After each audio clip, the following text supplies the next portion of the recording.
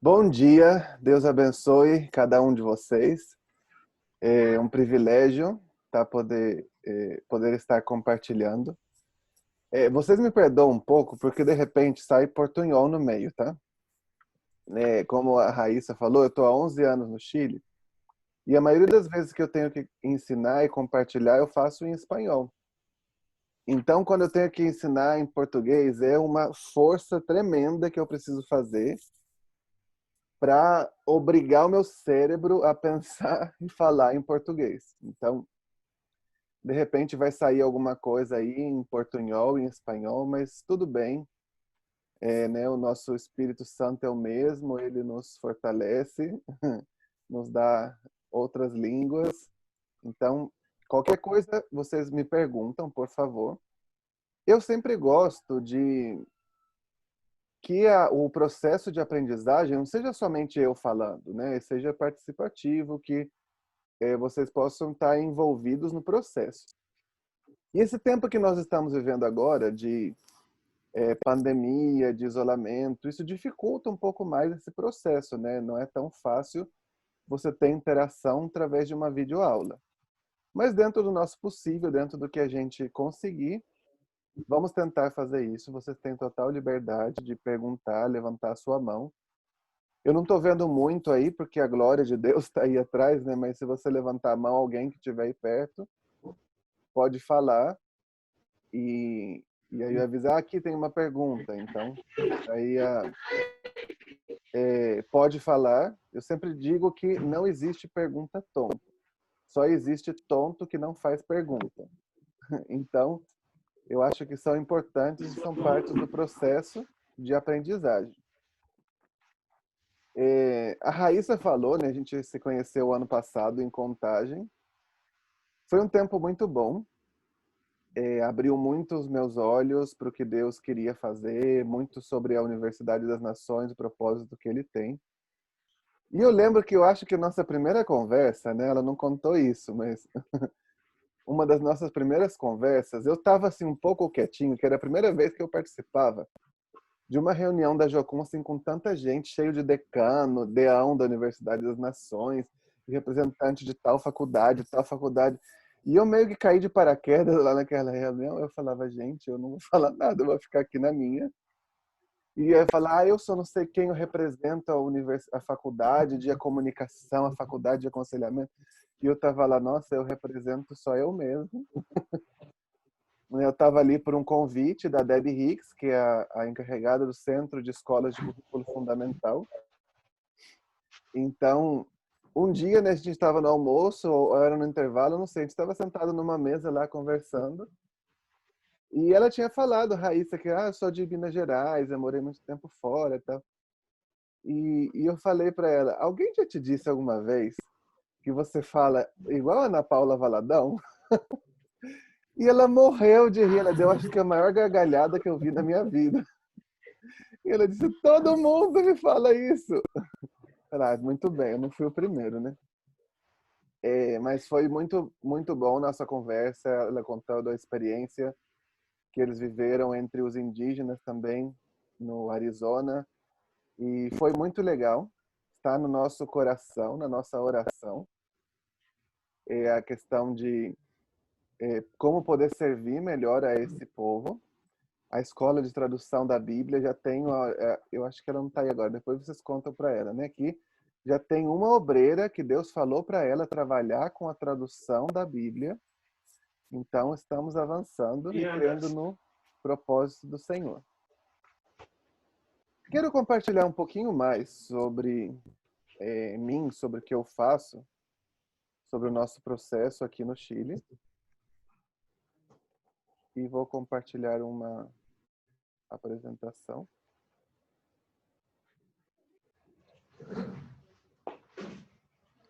Aí, tá aparecendo, né? Tá joia. Nós vamos falar sobre poesia hebraica e literatura sapiencial, hoje e amanhã. E mencionando principalmente esses 3 livros, Provérbios, Eclesiastes e Cantares. Eu sou brasileiro, sou mineiro, do sul de Minas Gerais, da cidade de Três Corações. E esse sou eu. Olha que bonitinho.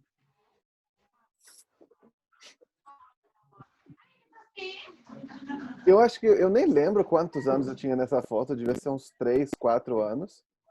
E eu morei durante muito tempo aí no interior de São Paulo, em São José dos Campos, bem pertinho de São Paulo, capital. Meu pai era militar da Força Aérea, da Aeronáutica, e morei muitos anos ali no interior de São Paulo. E quase uma vez por mês, pelo menos, uma vez a cada 2 meses, nós viajávamos para minha cidade de nascimento, que é Três Corações, no sul de Minas. E sempre passávamos aí, essa foto a gente tirou na Serra da Mantiqueira, ali quando a gente atravessava, né, do Vale do Paraíba para o sul de Minas, subíamos ali a Serra da Mantiqueira, passávamos perto de Campos do Jordão, Santo Antônio do Pinhal. E para mim era uma viagem, eu estava acostumado a fazer esse trajeto, e uma dessas viagens aí a gente tirou essa foto. Morei 10 anos no interior de São Paulo, São José dos Campos, e depois, tinha 13 anos, voltei para Três Corações. Essa daí é uma foto da minha família. Aí está minha esposa e os meus 2 filhos. Minha esposa é chilena, daqui do Chile, da região da Araucania. Chilena daqui do Chile, né? É meio óbvio, né? Daqui da região da Araucania, eu quis dizer. O Chile, ele é dividido, né? Como o Brasil é dividido em estados, aqui está dividido em 16 regiões. E nós vivemos na região da Araucania, no sul do Chile. Estamos aproximadamente uns 700 quilômetros de Santiago, ao sul de Santiago, da capital. Então, minha esposa Daniela, ela é daqui, de uma cidadezinha pequena, muito bonita. Hoje eu não pus uma foto, amanhã eu vou mostrar para vocês uma foto de Temuco, a cidade onde eu vivo, a cidade natal dela, um dos lugares mais bonitos do mundo que eu já vi. A cidade se chama Licanray, que em idioma nativo significa flor de rocha, flor de pedra. E nós nos conhecemos na Jocum, na base de Pichilemu, no ano de 2009. E justamente em 2009 eu vim para o Chile para fazer a Escola de Estudos Bíblicos. Fiz a minha TED aí no Brasil, em Pitangui, interior de Minas Gerais. É a base nacional de King's Kids aí no Brasil. Conhecia o diretor da TED, ele ia sempre para minha igreja. Então fui fazer a minha TED lá e trabalhei 3 anos nessa base com a TED. Até que Deus começou a me desafiar que eu precisava conhecer mais sobre a Bíblia. E eu lembro que alguém tinha me falado, nesse tempo tinha a EEB, né, Escola de Estudos Bíblicos, era no Rio, e eu pensei que iria fazer no Rio. Me falaram sobre a Escola da Bíblia também, que era em Fortaleza. Até que Deus ele me falou que eu deveria vir para o Chile. E então eu vim em março de 2009, cheguei aqui no Chile. E nesse mesmo ano conheci minha esposa no final, ela trabalhava com a escola de aconselhamento. E nós nos conhecemos, né, ficamos amigos, e o ano seguinte, em 2010, começamos nosso relacionamento e nos casamos em 2011. E servimos 8 anos na base da Jocum em Pichilemu. E o nosso filho mais velho, Natan, que está aqui atrás de mim, ele nasceu enquanto nós estávamos em Pichilemu. Né, nos casamos, vivemos os primeiros anos lá, e ele viveu, acho que o primeiro 1 ano e meio lá em Pichilemu. Depois de muitos anos em Pichilemu, além de trabalhar com a Escola de Estudos Bíblicos, né, de 9 meses, nós trouxemos uma escola bíblica que é o Projeto Tito, que se enfoca no ensino bíblico. E nós trouxemos o Projeto Tito, fizemos a escola na Bolívia, depois fomos trabalhar como obreiros nos Estados Unidos, em Montana, e trouxemos a escola em 2013, e até hoje a escola está funcionando lá em Pichilemu. Depois ajudamos a implantar a escola em Curitiba, na base, né, Jocum Sem Fronteiras, em Curitiba, e depois no Uruguai também, em Montevideo. Amamos o Projeto Tito, tem muito a ver com o nosso chamado, que é ensinar a palavra de Deus, ensinar a Bíblia. E o nosso segundo filho, Tomás, nasceu no Brasil. Nós sempre quisemos que um dos nossos filhos nascesse no Brasil para minha família viver esse processo também da gravidez, do nascimento, nos primeiros meses e planejamos isso, planificamos e tiramos um ano. A gente fala um ano sabático, não foi o ano número 7 em missões, foi o ano número 10, mas tomamos o ano de 2016, trabalhamos com a minha igreja, Igreja Presbiteriana do Brasil em Três Corações, e ficamos todo esse ano e o Tomás nasceu no Brasil. E quando ele tinha menos de um ano, nós voltamos para o Chile e já não voltamos para Pichilemu. Deus nos guiou para vir para o sul do Chile, aqui em Temuco, a capital da região da Araucanía, onde nós vivemos. A gente tirou essa foto em janeiro desse ano, em 2020. Nós estávamos na base da Jocum em Iquique, no norte do Chile. Nos convidaram para ensinar lá num acampamento sobre a Bíblia. E um dia, né, fomos passear no centro e tiramos essa foto. Aqui tem uma outra foto. Iquique é uma cidade muito bonita, uma cidade litorânea no norte. E essa é a nossa família. E se alguém nunca ouviu falar de Três Corações, existe a cidade, está no mapa. E vou mostrar para vocês aonde ela está. Tem que aumentar um pouquinho o mapa, né, para dar para ver. Mas Três Corações está aqui, no sul de Minas Gerais. E é muito conhecida por ser a cidade do Pelé. Esse é um monumento que está ali na cidade, né, na entrada. E se você pensava, né, sempre que eu falo, eu sou de Três Corações, aí as pessoas falam, ah, de lá que vem o café? Eu falo, não. Eles só usaram o nosso nome. O café Três Corações não vem de Três Corações. Na verdade, é uma cooperativa, né, um conglomerado de cafeicultores de todo o Brasil, mas não é de Três Corações, mas o Pelé, sim, é de lá. E tem um café da região da cidade que chama Café Terra do Rei.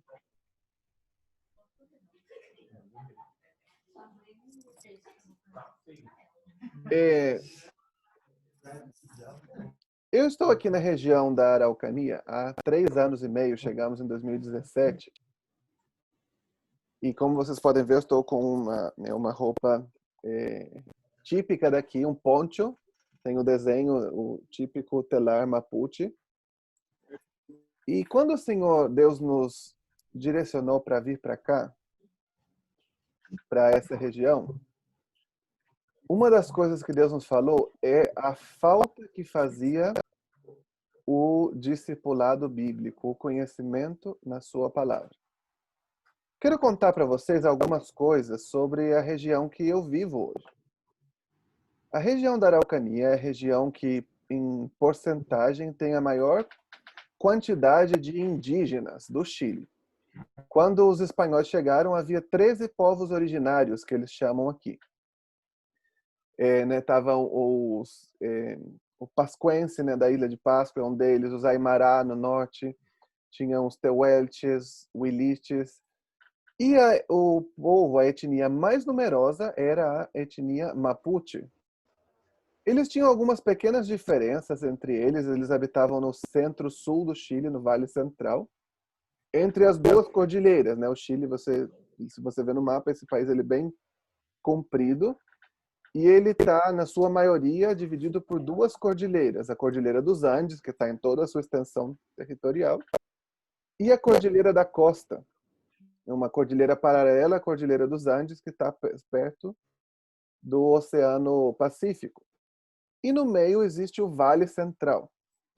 E a maioria dos indígenas habitava no Vale Central, que eram os Mapuches, que no seu idioma significa gente da terra, ou povo da terra. Os que viviam mais ao norte eram chamados Picunches, os que viviam na cordilheira, Pehuenches, os que viviam no sul, Huiliches, e os que viviam no litoral, Lafkenche. Mas todos eles falavam o mesmo idioma e tinham algumas pequenas diferenças de costumes, mas basicamente sua cosmovisão e o seu idioma era o mesmo. E algo interessante da conquista do Chile é que quando os espanhóis começaram a descer, né, eles estabeleceram aqui na América do Sul vice-reinado em Lima, no Peru, e ali era toda a parte mais importante. E alguns começaram a explorar mais para o sul. E um dos primeiros exploradores, que foi Pedro de Valdívia, chegou e começou a explorar. Quando eles chegaram aqui nessa região da Araucania, eles não puderam passar. E começou o que na história chilena se chama a Guerra de Arauco. E essa guerra durou mais de 300 anos. E foi, curiosamente, entre todas as guerras da colonização espanhola, a que custou mais vidas aos espanhóis foi a Guerra de Arauco. E eles estabeleceram uma fronteira, os espanhóis não conseguiam passar. Então, aí na cidade de Arauco, que está aqui ao norte da região, eles estabeleceram uma fronteira e ao sul eles estabeleceram outra fronteira perto da cidade de Valdívia. E eles não puderam passar durante aproximadamente 300 anos. Eles eram oficialmente donos da terra, mas eles não podiam passar por aqui. Eles passavam de Arauco para cima e de Valdívia para o sul, mas aqui eles não puderam passar. Houve uma resistência muito grande. E finalmente a conquista ela foi feita por intercâmbios, né, de mercadorias por terra e especialmente por intercâmbio de vinho.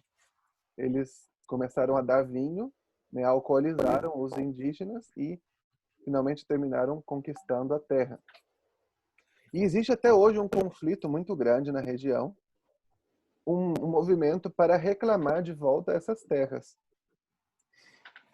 E as terras que eram deles, que foram tomadas pelos conquistadores. E até hoje existem protestos, manifestações, confrontos. O ano passado, em novembro, eu fiquei no meio de um protesto. Tomaram a estrada principal, aqui do Chile, a Rota 5, e ficamos presos. Eles ameaçaram jogar pedra no carro, estavam queimando tudo. Foi uma coisa bem...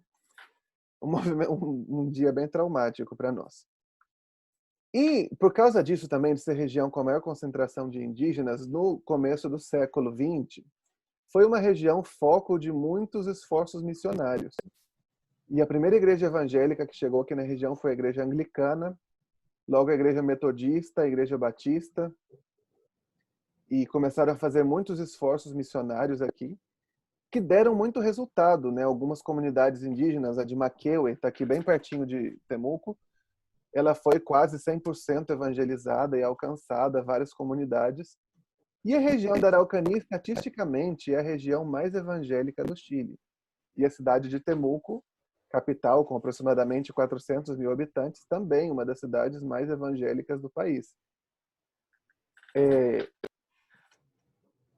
Curiosamente, a nossa região, a região da Araucania, estatisticamente é a região mais pobre do Chile, uma das regiões com maior índice de alcoolismo e violência doméstica, e 8 das 10 cidades mais pobres do país estão aqui na nossa região. E uma das coisas que Deus nos confrontou e nos animou quando Ele nos falou para vir para cá, Ele nos disse: a região mais evangélica, mais evangelizada do país, não deveria ser a região mais próspera, a região, sei lá, né, mais abençoada, a região com menor índice de violência. E Deus ele nos falou algo.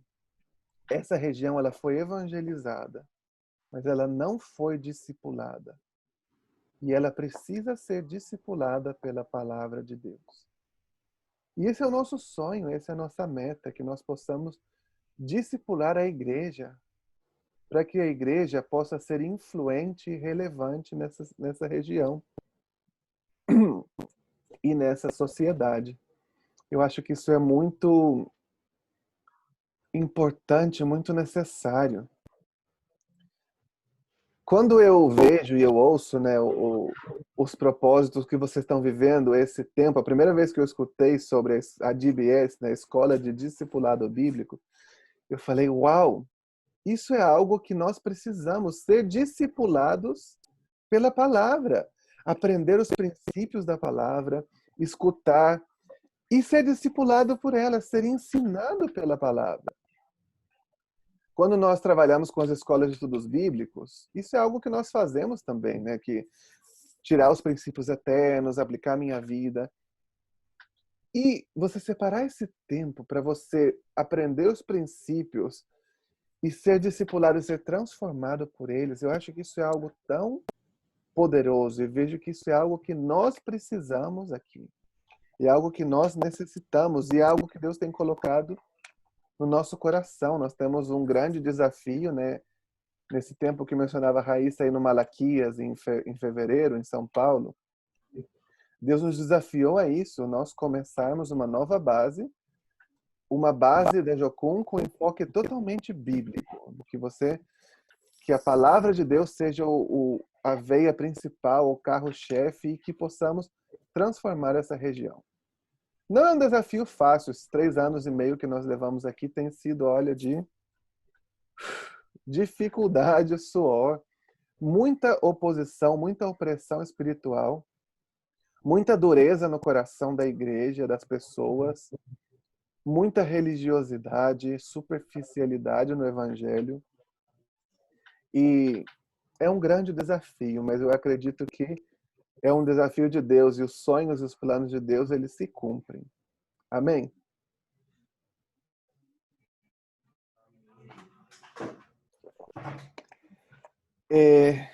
Bom, já falei bastante sobre mim, sobre o que, né, nós vivemos, sobre os nossos desafios, sobre a nossa região. E eu acredito que justamente o que nós vamos falar tem a ver com esse desafio que Deus me deu. A literatura sapiencial de sabedoria, ela foi escrita não para pessoas fora, não para pessoas ímpias, mas ela foi escrita principalmente para pessoas de Israel, para pessoas que conheciam a Deus, que conheciam o plano de redenção de Deus, pessoas que viviam, né, a gente poderia traduzir na nossa linguagem, pessoas crentes, pessoas salvas. Mas eram pessoas que precisavam ser moldadas pela palavra de Deus. E esse é o nosso grande desafio, e eu espero que fale muito aos nossos corações, que abençoe a nossa vida e que seja um tempo de muito confronto, muito ensino no nosso coração.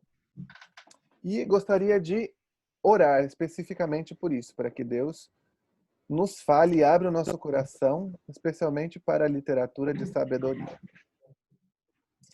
Senhor, muito obrigado por esse dia, muito obrigado por essa aula, por essa escola, Senhor, por essa oportunidade de compartilhar na Escola de Discipulado Bíblico, para compartilhar aí com o Jocum Casa em São Paulo.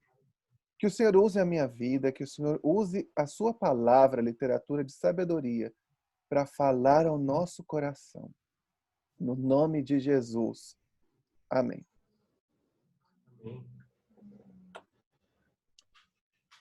Amém. Eu gostaria que alguns de vocês, eu não estou vendo muito bem, mas alguém que se quiser comentar, puder talvez se aproximar um pouquinho mais aí da câmera, que você me falasse o que você entende sobre a literatura de sabedoria e a poesia hebraica. Que pelo menos 2 pessoas pudessem falar, por favor.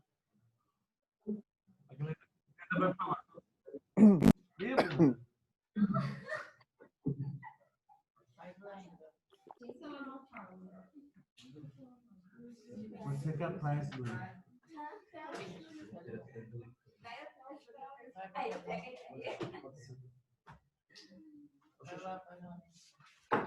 Um de cada vez, tá? Não precisam brigar.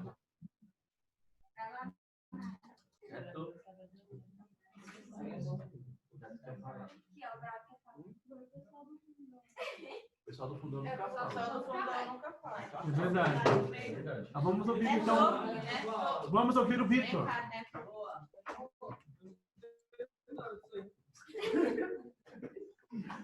Tá, eu tenho um palpite. Talvez a literatura de sabedoria, eu acho que a gente mais conhece assim é a que foi escrita por Salomão. Aí a gente tem Provérbios, embora não seja, né, uma literatura, mas alguns ensinamentos.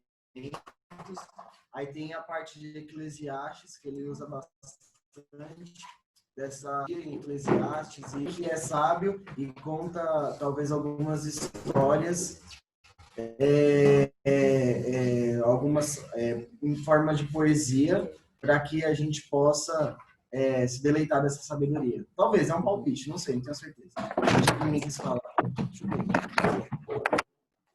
Ok, muito obrigado. Tiago, no capítulo 4, ele vai falar nada.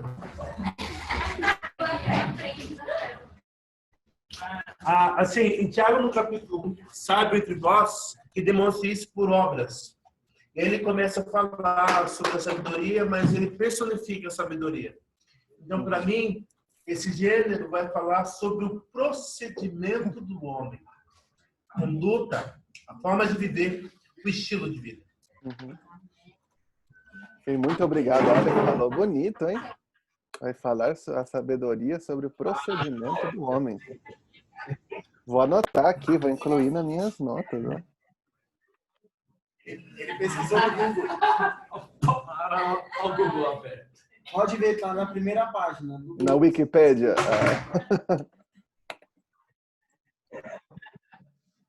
Bom, vamos ver algumas coisas sobre a literatura de sabedoria, sobre a poesia hebraica e como ela funciona, como ela foi desenhada, como nós devemos usá-la.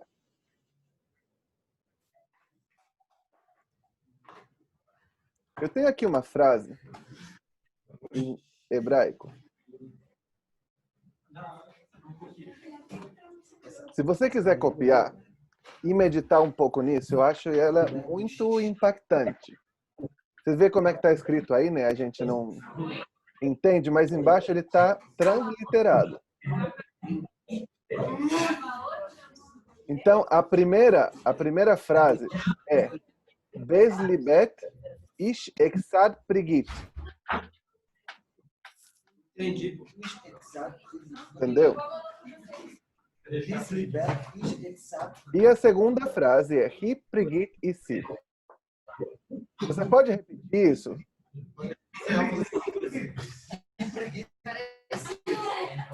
Eu falei línguazinha hebraica. Tá, vamos lá então. Agora eu quero que cada um de vocês repita. Não importa se eu não pronunciei direito, não falei, eu falei errado. Aí a gente vai, todo mundo junto, conta até 3, a gente vai falar a frase, tá? A primeira, Beslibet ish exad prigit hi prigit isti. Tá? Na conta de 3, todos vocês repetem isso. 1, 2, 3.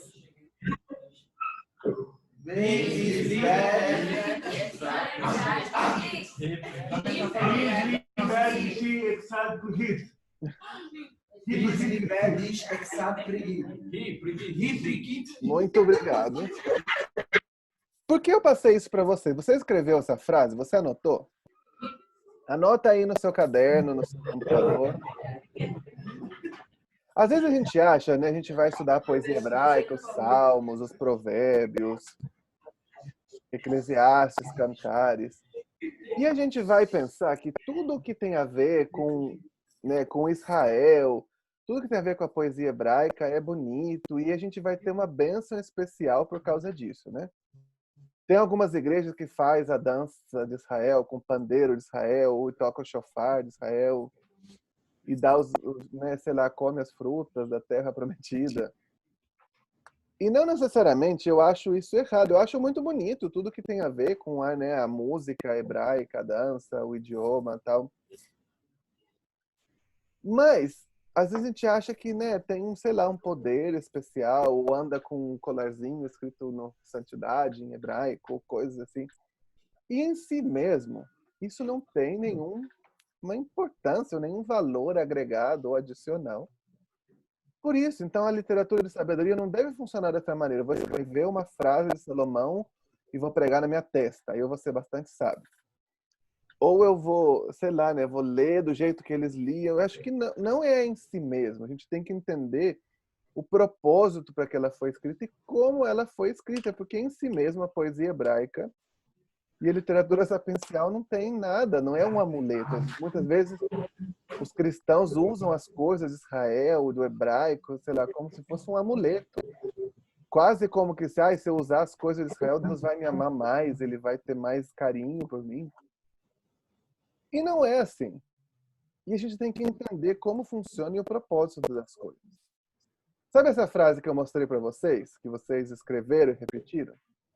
Sabe o que significa?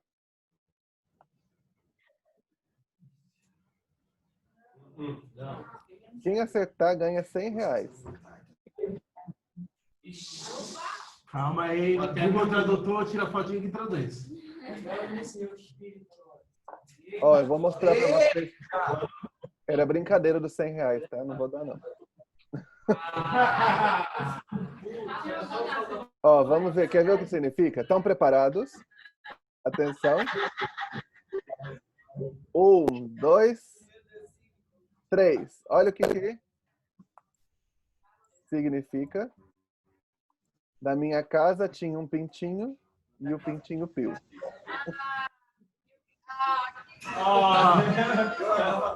Bravo sabia. Caraca, falar assim.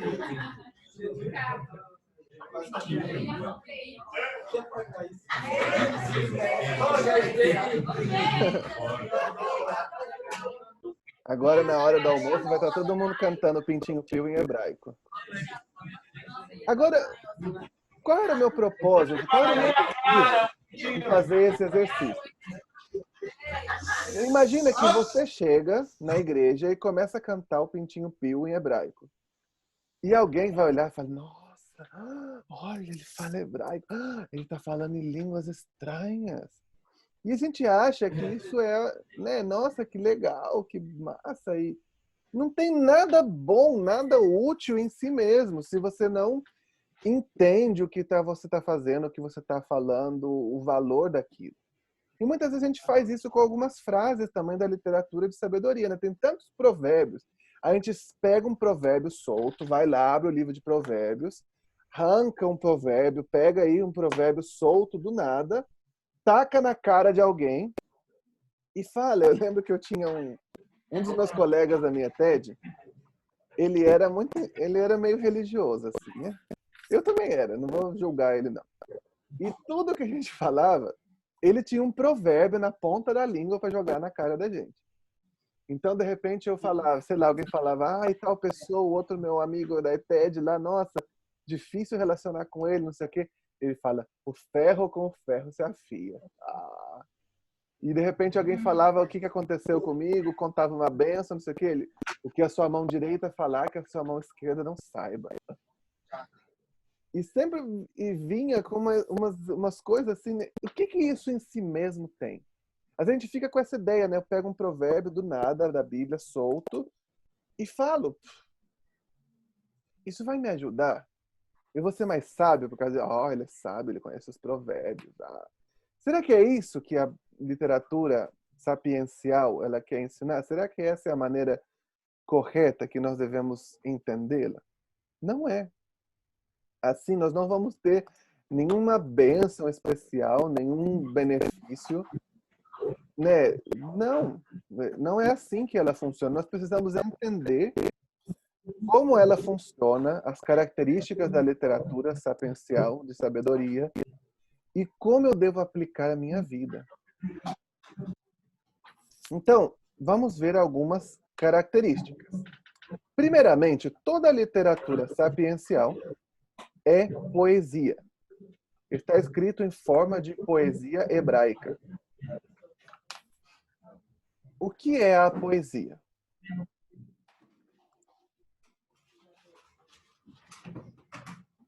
Poesia vem do grego poesis, que significa fazer ou criar.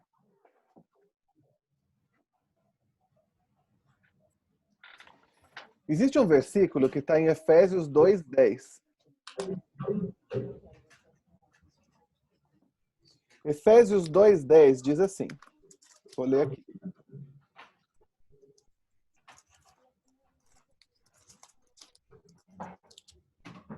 Efésios 2:10. Pois somos feitura dele, criados em Cristo Jesus para boas obras, as quais Deus de antemão preparou para que andássemos nelas.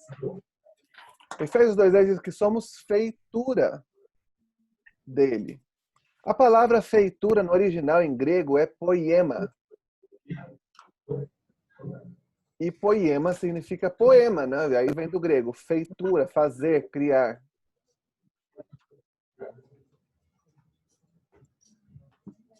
O que é então a poesia? Aí eu tenho uma definição.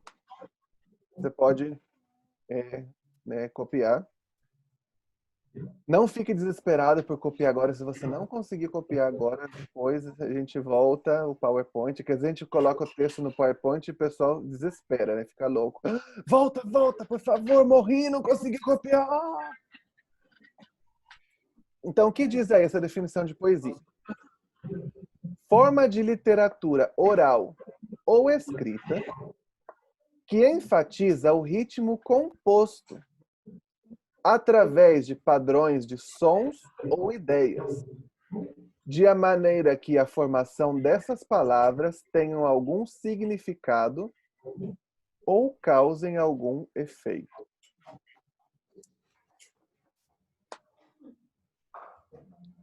O que é a poesia, então? É a literatura ou a forma de comunicação oral em que a combinação das palavras, do significado, do ritmo, do som, vão comunicar algo com a intenção de produzir algum efeito.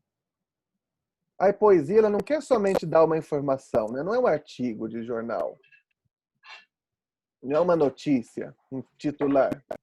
Ela quer produzir algum efeito, ela quer comunicar alguma coisa.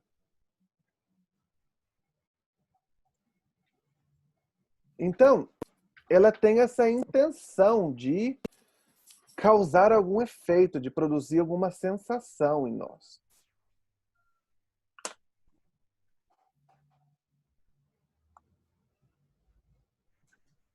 Aqui nós temos uma informação importante. A prosa, né, a escritura, a literatura tradicional, ela se divide em parágrafos. Já a poesia, ela não utiliza parágrafos, ela utiliza estrofes.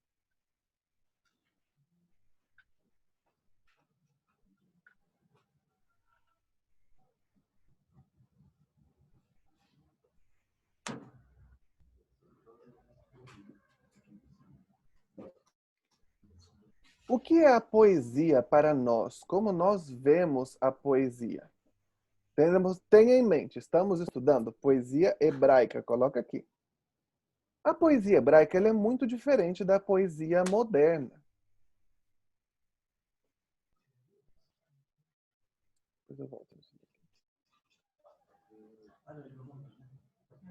Aqui nós temos um poema clássico da língua portuguesa, não é?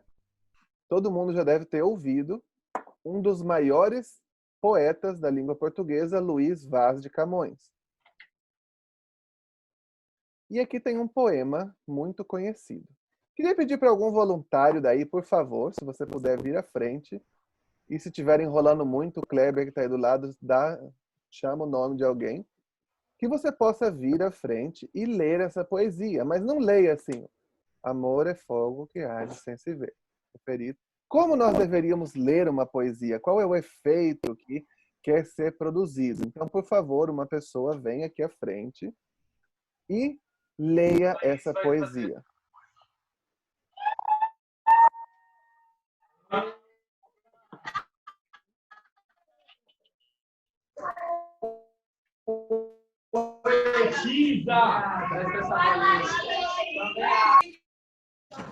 Tem que fazer a pantomima também.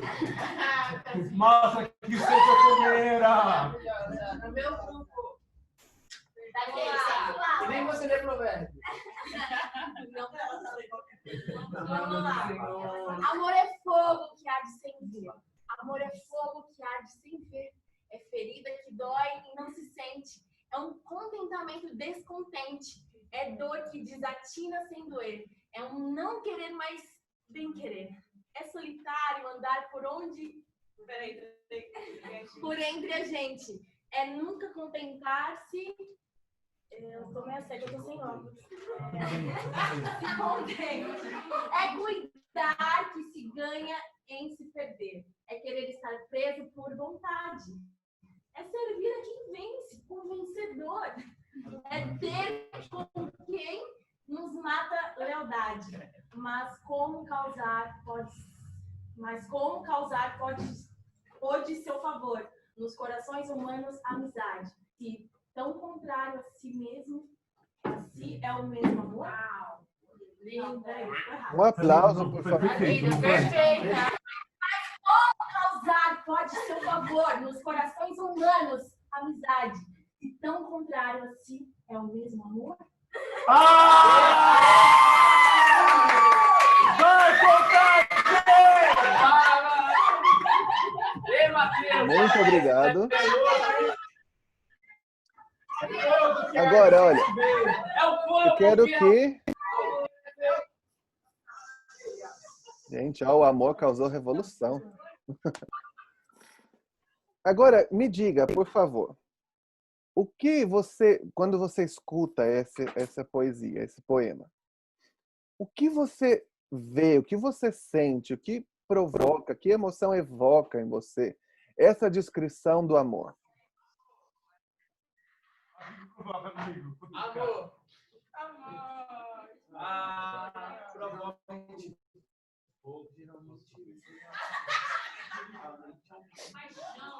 Como chama? É antítese, né?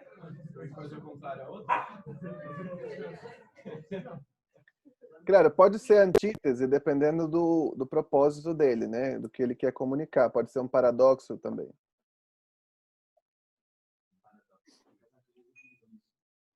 Você vê que é uma descrição. O poeta, ele faz uma descrição vívida sobre o que é o amor. Ele compara com um fogo que arde, mas não vê, não é algo visível, mas ele arde. É uma ferida que dói. Ele compara com isso, é um contentamento descontente. É dor que não dói. Então ele define isso, né, sobre a intensidade do amor, o que o amor evoca em você, o sentimento. Pois na segunda estrofe, ele vai e ele fala sobre a disposição, né, como que é não querer mais que bem querer. Tipo, mesmo que eu não quero, eu quero. É como você estar sozinho entre um montão de gente. É nunca contentar-se de contente. Tipo, a alegria, o contentamento que me dá nunca é suficiente, muito mais. É cuidar de quem se ganha em se perder. Então, eu estou ganhando mesmo que eu estou perdendo, eu estou ganhando em cuidar da pessoa. Olha a profundidade que ele utiliza. É querer estar preso por vontade. É servir a quem vence, o vencedor. É ter com quem nos mata lealdade. E no final ele termina com essa pergunta, mas como causar pode seu favor nos corações humanos amizade, se tão contrário a si é o mesmo amor? Ele explora isso, né? O paradoxo que existe no amor. Agora, imagina que esse mesmo texto, mesmo que ele disse, ele não utilizasse em forma de poema. Que ele falasse: o amor dói pra caramba, mesmo que você não quiser, você não pode evitar, você só vai se lascar e o amor é assim.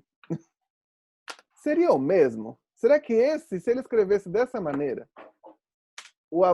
ele seria um dos poemas mais clássicos, conhecidos e difundidos da língua portuguesa? Você veria Luís Vaz de Camões com os mesmos olhos? Não. Ele quer provocar isso, o pensamento, a meditação, as emoções, o sentimento. E os autores dos livros de sabedoria, eles querem fazer isso também.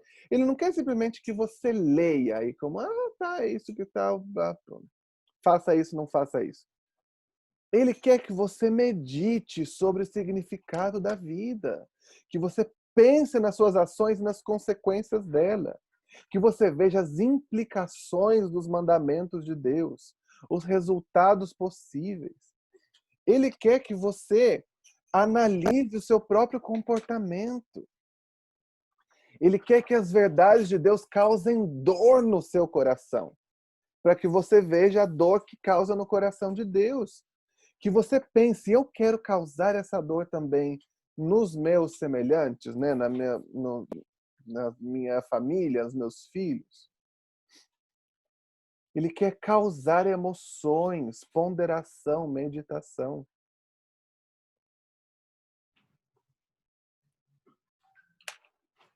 Agora, como são as características da poesia moderna? Muito diferentes da poesia hebraica. Vamos analisar esse mesmo poema. Esse poema, né, em forma literária, o que nós chamamos de um soneto. O que é um soneto? É um poema de 4 estrofes com 2 quartetos e 2 tercetos. Então, a gente vê aqui, né? Tem o título e 4 estrofes. Primeira estrofe, segunda, terceira e quarta. E ele tem essas rimas alternadas. Então, na primeira estrofe, a primeira linha rima com a última e as 2 linhas do meio rimam entre elas. Então, amor, fogo que arde sem se ver, pois sente, contente, e termina com doer. Então, ele está utilizando o padrão de som, de rima, para produzir um efeito também.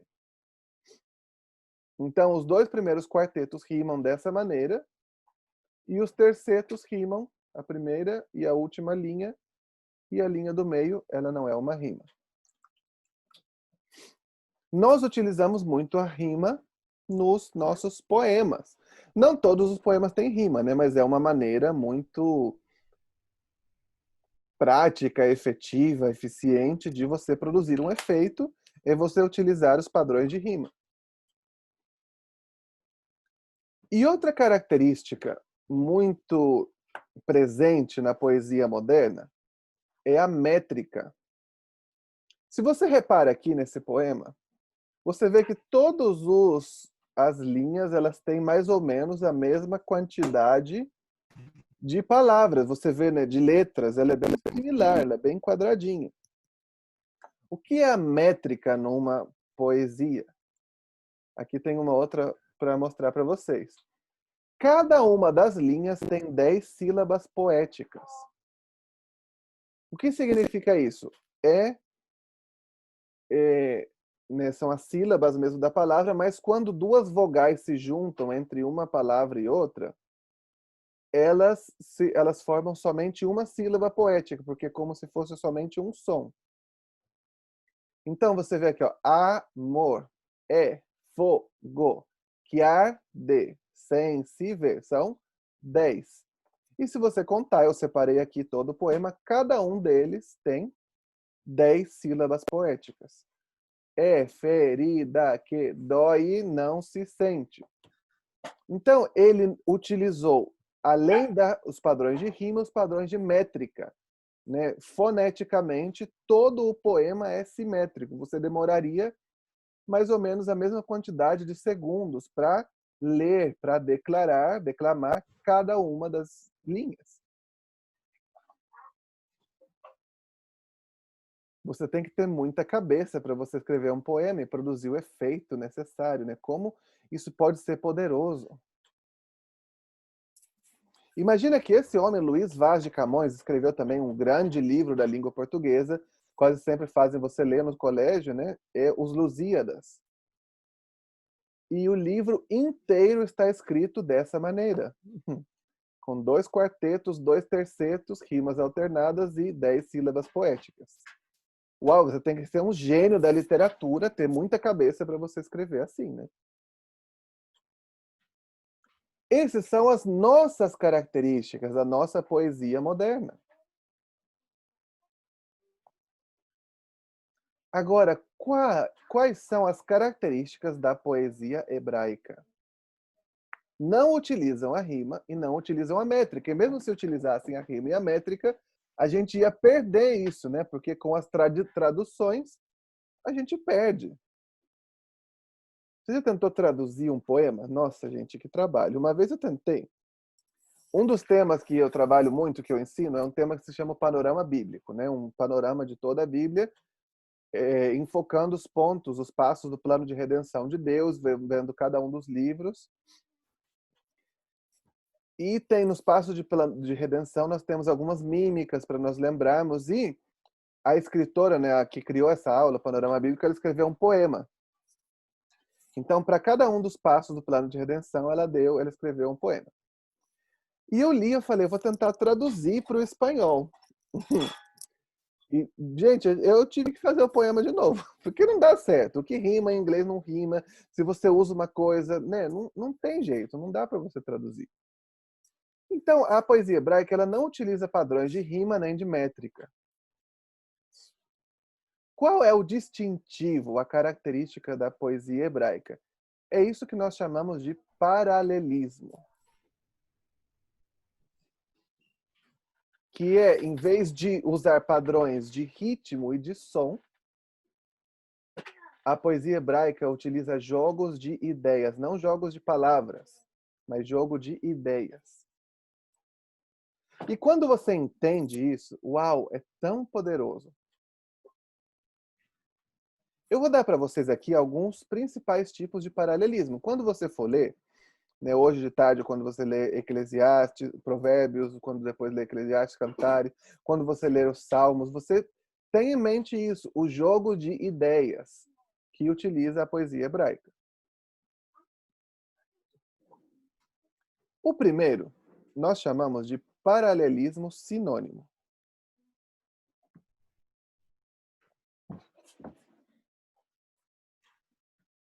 O pensamento da segunda linha completa, repete o da primeira.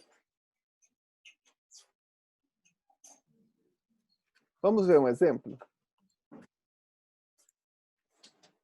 Ah, está em espanhol, pensei que estava em português. Eu vou ler então.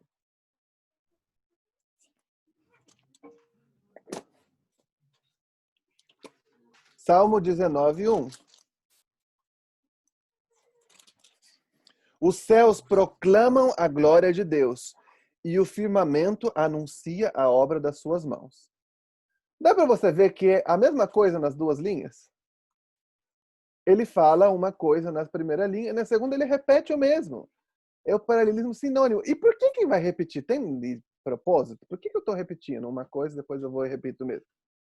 Porque ele quer justamente enfatizar essa ideia. Aí outro exemplo, Salmo 49:1.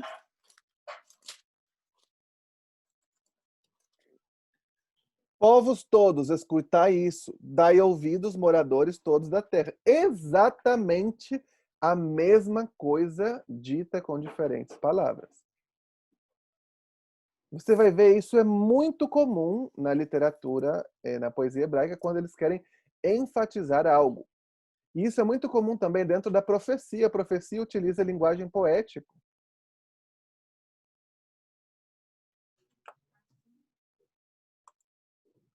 Outro tipo de paralelismo é o paralelismo antitético. O pensamento da segunda linha contrasta com o da primeira.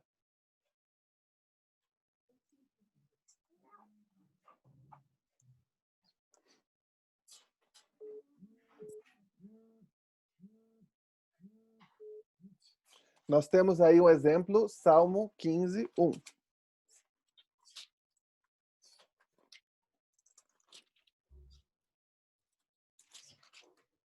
Diz assim: quem, Senhor, habitará no teu tabernáculo? Quem há de morar no teu santo monte? Então, primeiro ele falou habitar no tabernáculo, no segundo ele falou no teu santo monte. São coisas opostas. Ou Salmo 90, versículo 6. E de madrugada viceja e floresce, à tarde murcha e se seca.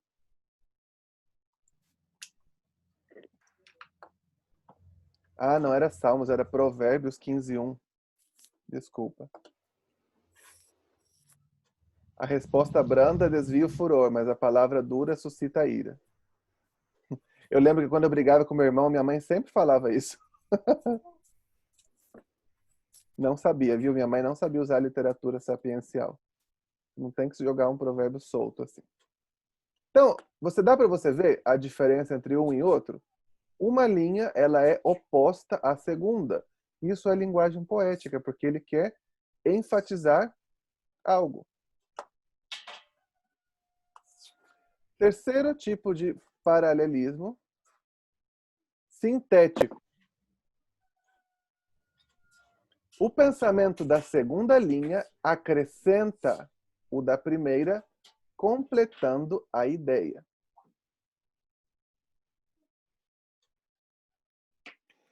Salmo 55, 6.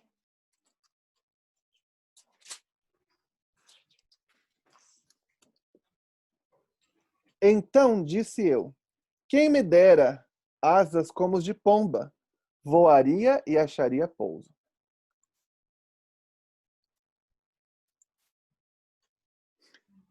A segunda linha, primeiro ele fala, quem me dera asas como de pomba, a primeira informação. E a segunda ele completa, né? Ele toma o que estava na primeira linha e ele adiciona, acrescenta uma informação. Né? Voaria e acharia pouso.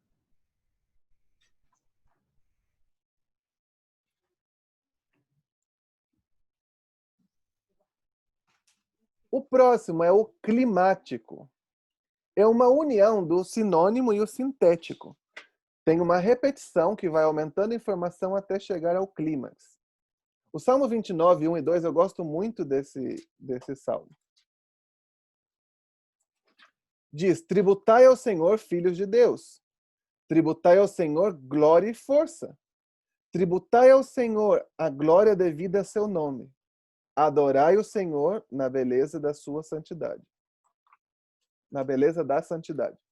Você vê que ele vai repetindo a ideia, mas ele vai sempre adicionando, acrescentando algo mais, até chegar a um clímax, a um auge, um ponto chave.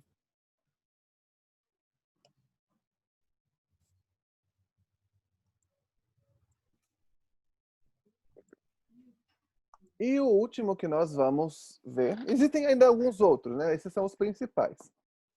É o paralelismo introvertido, ou quiasmo, e ele é muito utilizado na literatura hebraica. O quiasmo é uma característica fundamental da sua literatura. Os pensamentos das últimas linhas refletem o da primeira. Aqui tem um exemplo para você ver, olha. Isaías 6:10.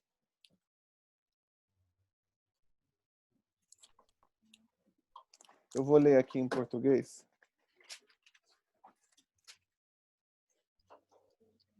Você tem aí na tela? Eu vou ler em português para você seguir.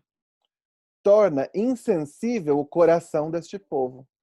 Endurece-lhe os ouvidos e fecha-lhes os olhos, para que não venha ele a ver com os olhos, a ouvir com os ouvidos e a entender com o coração, e se converta e seja salvo. Você vê que ele vai repetindo a ideia. Primeiro ele menciona o coração, depois os ouvidos e os olhos. E ele volta de trás para frente, com os olhos, os ouvidos e o coração. É muito utilizado, ele usa uma ideia.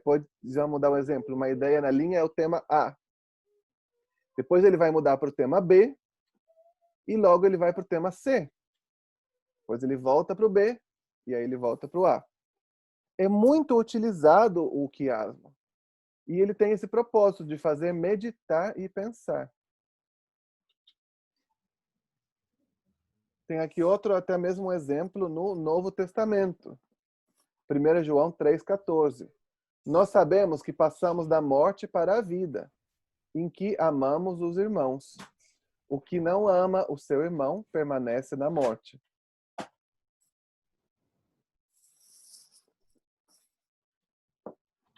Nós vemos muitas vezes as leis de composição literária de um livro, a maneira como eles estruturam, não somente uns versículos, senão a maneira como eles estruturam um livro no geral, muitas vezes é um quiasmo. Por exemplo, um livro que a gente tem essa semana, que é o livro de Cantares. O argumento principal do livro está estruturado em forma de quiasmo. Ele começa com o amor nascente, depois ele tem um amor crescente, Depois tem um amor consumado e um amor turbado. E ele volta da mesma maneira, com um amor, do amor consumado tem o amor turbado, o amor crescente e o amor nascente. Então ele organiza dessa maneira. A estrutura, o argumento do livro de Levítico também é assim, né? Ele começa falando dos rituais, depois ele fala da consagração e depois da pureza. E no centro do livro nós temos a expiação dos pecados. E depois ele volta falando da pureza, fala novamente sobre a consagração e termina falando novamente dos rituais. É muito utilizado o quiasmo na literatura hebraica.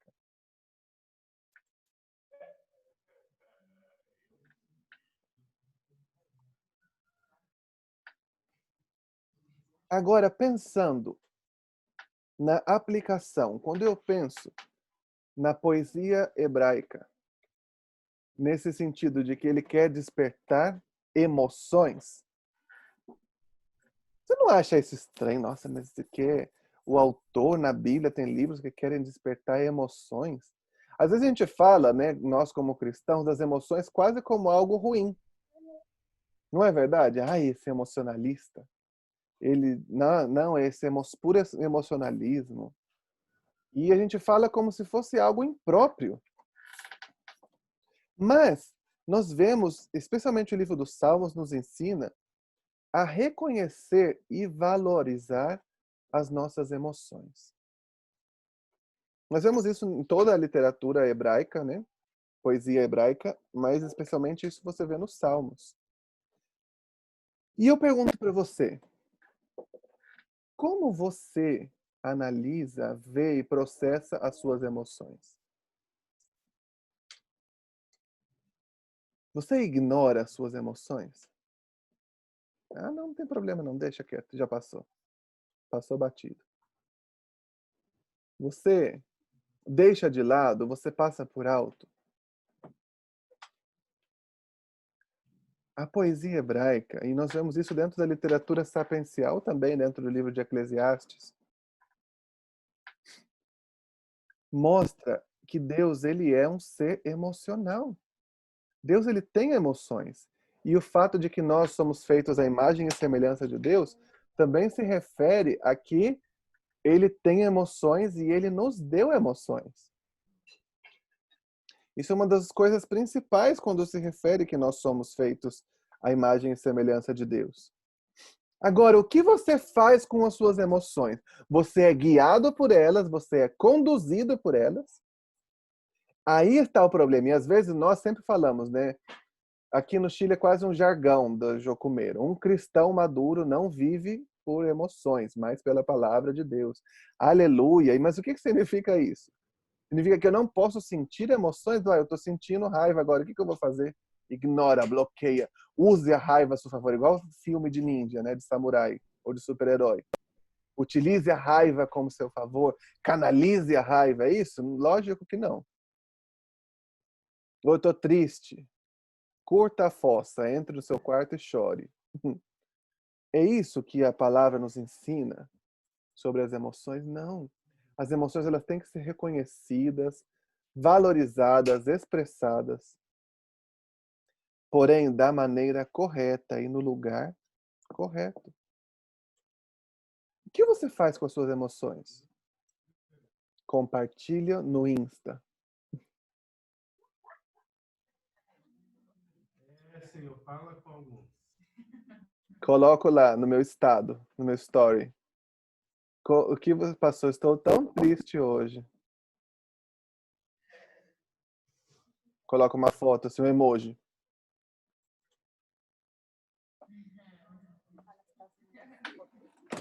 O que é que você faz com as suas emoções? A palavra nos mostra muitas emoções de Deus. Mostra que Deus se alegra. Mostra que Deus sofre, chora. Mostra que ele ri. Mostra que Deus sente ira. Mostra que Deus sente raiva. Mostra que Deus sente zelo. Mostra que ele dança com gozo. Fala tantas coisas sobre as emoções de Deus. Nós vemos muito isso nos profetas também, né? Eles revelam as emoções de Deus. Se Deus ele tem emoções, eu não posso ter? Eu sou um ser emocional, eu posso bloquear, virar um robô, suprimir todas as emoções. Não, não posso. Tem um filme um pouco antigo, né, bem antigo o filme, chama Equilibrium, e mostra que no futuro teve a Terceira Guerra Mundial e eles viram que né, a sede de tudo eram as emoções. Então eles dão um fármaco, um comprimido para as pessoas que bloqueia todas as emoções e eles não sentem nada. E o filme se trata, né, disso, e como, né, um dia eles veem que não pode, o protagonista, né, ele não pode viver sem emoções. E tem toda essa trama, né, de você não pode viver, as emoções são dadas por Deus, são inerentes ao ser humano, são parte do ser humano, eu não posso ignorar. Mas qual é a maneira correta? Hoje em dia, todo mundo fala que você tem que seguir as suas emoções, né? Siga o seu coração. O que o seu coração está te pedindo? Não tem coisa mais idiota do que isso. Não faça. Você quer se dar mal na vida? Você quer se lascar? Você quer... Isso mesmo? Siga o seu coração. Faça o seu coração te pede. E todo mundo fala, né? Ai, no meu coração, eu nasci como mulher no corpo de homem. No meu coração, eu não estava mais feliz naquele casamento e eu fui atrás. Ai, no meu coração, eu quis fazer isso. Não é essa maneira. As emoções, elas existem. E elas são parte da essência humana. E elas são parte de Deus também. Agora, imagina se Deus ele fizesse todas as emoções que ele sente. Esse mundo já não existiria mais, ó. As pessoas falam, faz o que o seu coração está dizendo. Gente, às vezes eu vou no banco, eu fico morrendo de raiva do funcionário do banco. E eu tenho vontade de matar o funcionário do banco. Eu não sei só eu, acho que você também, né? Eu tenho vontade de quebrar a cara dele. Faz isso que o seu coração está pedindo. Será que essa é a resposta? Não. As emoções existem? Elas existem, mas eu não devo ser guiado por elas, mas eu devo reconhecer, né, e expressar no lugar correto. E onde é o lugar correto? Diante da presença de Deus. Nós vemos que os salmos mostram isso. Davi. Gente, se você fosse analisar, julgar Davi pelo que ele escreveu, você fala, meu Deus, esse cara não era bom para ser rei, não. O que ele falava? Num dia ele fala, os meus olhos choraram como as torrentes do Neguebe. Tem misericórdia de Deus, de mim, ó Deus. Lembra-te de mim, por que te esqueceste do teu santo? E faz um drama, fala, ih, gente. No outro dia, ele vai e clama justiça contra os seus inimigos. Ele fala que as suas cabeças rodem de os seus ombros para o chão e que as colinas sejam inundadas com o sangue dos meus inimigos. Fala, violentista. Não, não dá. Mas o que isso é? Ele está expressando as emoções que ele está sentindo diante de Deus. Quando ele foi confrontado pelo profeta Natan, ele escreveu o Salmo 51, né? Enquanto calei os meus pecados, envelheceram-se os meus ossos. Ele fala da dor que ele sentiu. Ele expressou tudo isso, mas através de poesia diante de Deus. O que você faz com as suas emoções? Como você tem expressado? Muitas vezes a gente expressa nossas emoções porque a gente quer que os outros tenham pena da gente e venham esfregar, dar tapinha nas costas, não é? Ou sou só eu que faço isso? Eu tô triste, eu entro no quarto, ponho cara de dó.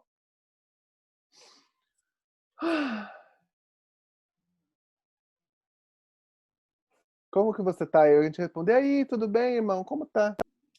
Lutando, na prova, atribulado. Ai, Jesus, volta logo, Senhor. Eu posso sentir emoções? Posso, são legítimas. Mas eu devo ser guiado pelas minhas emoções de maneira nenhuma. Não posso ser guiado pelas minhas emoções. E a Bíblia nos ensina isso, expressar diante de Deus. Quando foi a última vez que você reconheceu as suas emoções diante de Deus? Deus, eu estou morrendo de raiva, mas eu quero roubar, matar e destruir. Ajuda, por favor, leva cativo o meu coração. E Ele vai fazer, Ele vai transformar o nosso coração, as nossas emoções. Ele faz isso. A tristeza, Até mesmo a alegria. Às vezes a gente só vai diante de Deus para contar tragédia, né? Desgraça, pedir a intervenção dele. Vai diante de Deus para louvar e agradecer Ele pela bênção, pela vitória, pela alegria. Nós precisamos fazer isso. Reconhecer nossas emoções. Um princípio grande que nós vemos na literatura sapiencial é isso. Reconheça as suas emoções no lugar certo e da maneira certa. Deixe que Deus leve cativa as suas emoções. Deixe que Deus transforme o seu coração. Reflita da maneira correta. Processe da maneira correta. Amém? Gostaria que agora, esses minutos que nós temos antes do break, a gente orasse. Que você aí no seu lugar, você ore. E você pergunte, Deus, o que eu tenho feito com as minhas emoções?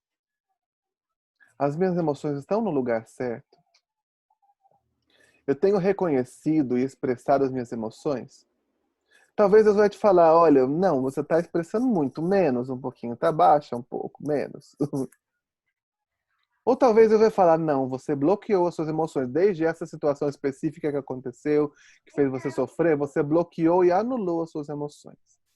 Não faça mais. Vem diante de mim e expressa as suas emoções. Talvez ele vai falar, sim, você tem feito, continua por aí. Não sei o que ele vai te mostrar. Feche agora os seus olhos e analise o seu coração diante de Deus.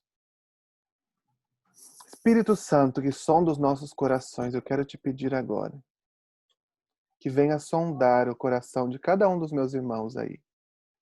Sonda o meu coração também. E mostra o que nós temos feito com as nossas emoções.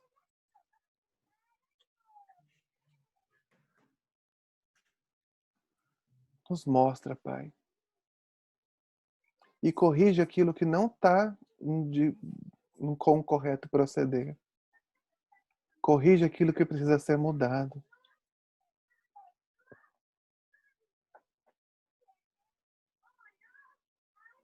Nos mostra a atitude correta. No nome de Jesus.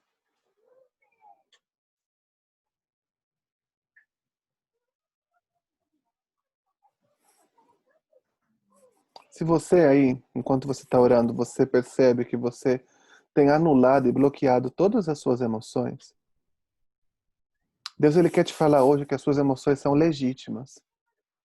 Você não precisa se sentir condenado por sentir raiva, por sentir tristeza, por sentir frustração. Eu acredito que todos nós temos enfrentado tanta frustração durante esse ano de 2020, né, que trouxe tantos desafios, mudança de compromissos, a pandemia, distanciamento.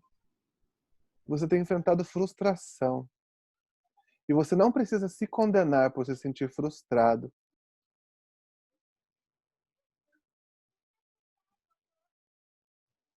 E ele te fala, entrega-me as suas emoções.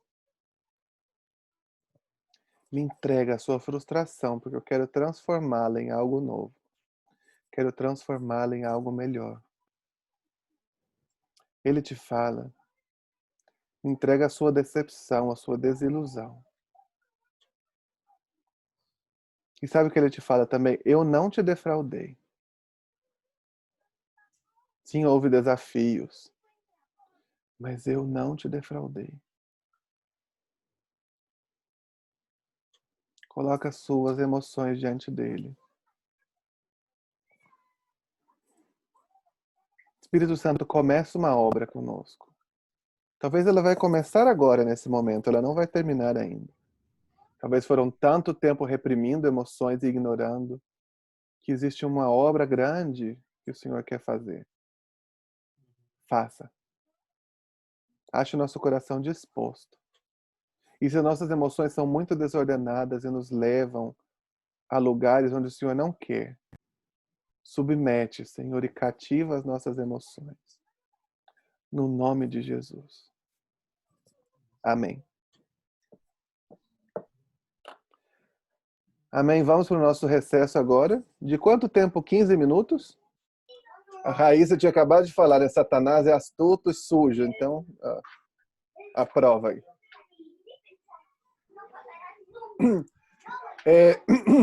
Vamos agora ver mais algumas características específicas da literatura sapiencial.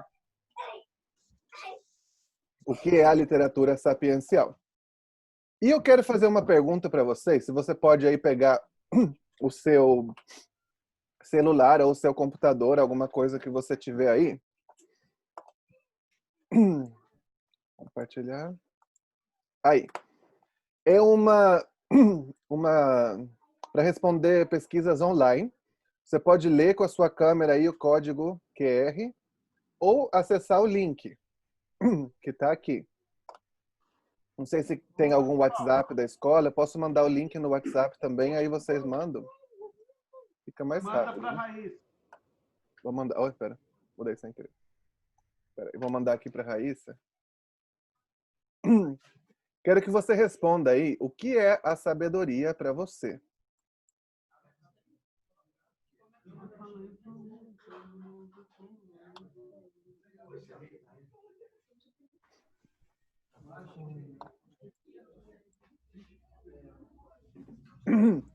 Você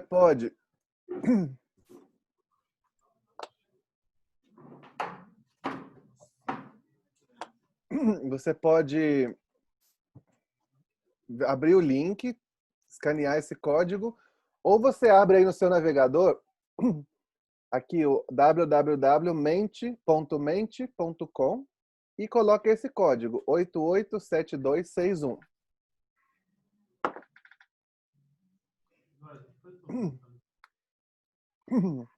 E você vai colocar para você o que é sabedoria. Não coloque uma frase longa, coloca, né, dentro do possível uma ou duas, 3 palavras. O Barão disse que sabedoria é Jesus, que tudo por ele é Jesus. Coríntios fala que o princípio não promete. Não quer o temor é o princípio da sabedoria. Ouso dizer que é Jesus. Mandei lá no grupo, rapaziada. E tudo aponta para ele. Nossa, deve ser demais. Ninguém mais lembra. Jesus teria pecado. Gabriel colocou que a sabedoria é Gabriel 2:5:8.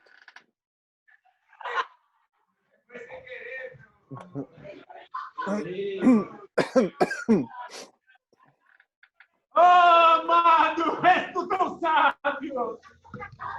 Ai, Devo!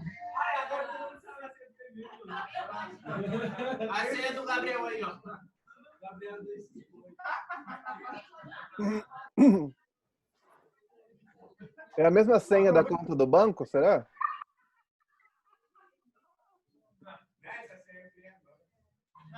Relaxa. Gente, pode ir colocando aí, tá? Vocês vão abrindo e vão escrevendo, vai aparecendo automático. Isso é bom.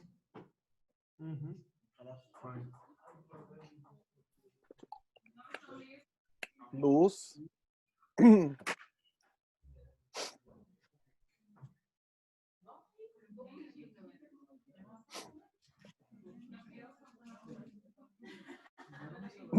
Aí vamos vendo o que vai aparecendo. No temor do Senhor, usar bem o conhecimento, entendimento e vivência, luz, temor.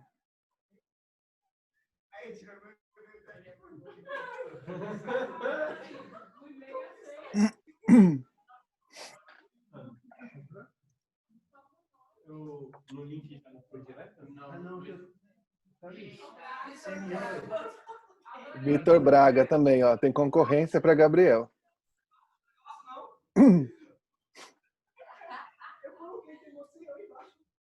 Amar a Deus com atitudes.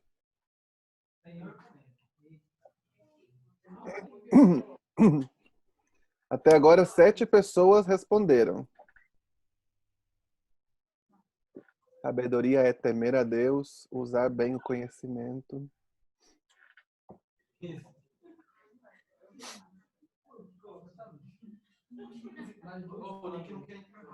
Aplicação da palavra, conhecimento prático, experiência, Cara, minhas coisas não estão. O vídeo eu tô que o médico colocou o nome dele também. É que eu pensei que um era o nome, não tem os dois.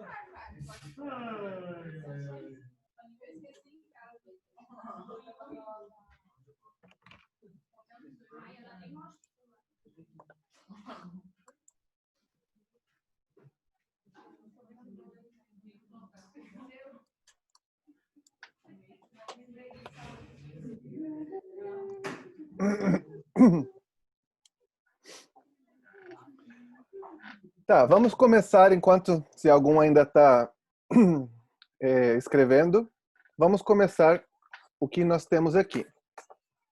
Segundo o que vocês colocaram, tudo menos Gabriel 258 e Vitor Braga, o que nós vemos aqui que é a sabedoria? Conhecimento prático, aplicação da palavra, temor do Senhor ou temer a Deus, personificado em prática, caminho, entendimento e vivência, luz, aplicação da palavra. Você vê que a aplicação da palavra está maior, então é porque mais de uma pessoa colocou a mesma coisa. Então a palavra ela vai ficando maior. Muitas vezes nós relacionamos a sabedoria com informação, com conhecimento. Muito bem que vocês, nós todos somos crentes, aí a gente já conhece muita coisa e a gente sabe que não é necessariamente isso, não tem a ver com conhecimento teórico, mas tem a ver com conhecimento prático. A literatura de sabedoria na Bíblia, ela foi escrita como resultado de experiências de vida. Todos os livros que nós vamos ver hoje, esses 3 livros, foram escritos por Salomão. Né? Se crê que foram escritos por Salomão, se atribui originalmente... Leva isso para a pia, Natália. Foram escritos, se crê, se atribui essa autoria a Salomão. E ele escreveu baseado na sua vivência, no que ele acreditava, no que ele experimentou. O livro de Jó também é considerado um livro de sabedoria, né? Vocês já viram ele. Também provavelmente foi escrito com base na experiência de vida de Jó. E os livros de sabedoria, eles focam nas pessoas e no seu comportamento. Como eles podem ser exitosos ao aplicar a verdade e se estão ou não aprendendo de acordo com as experiências que eles têm.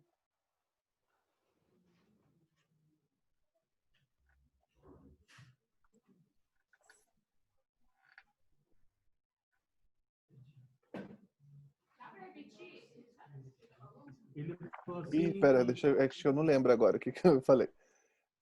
A sabedoria foca no comportamento das pessoas, quão exitosos eles são em aplicar a verdade e se estão ou não aprendendo das suas experiências.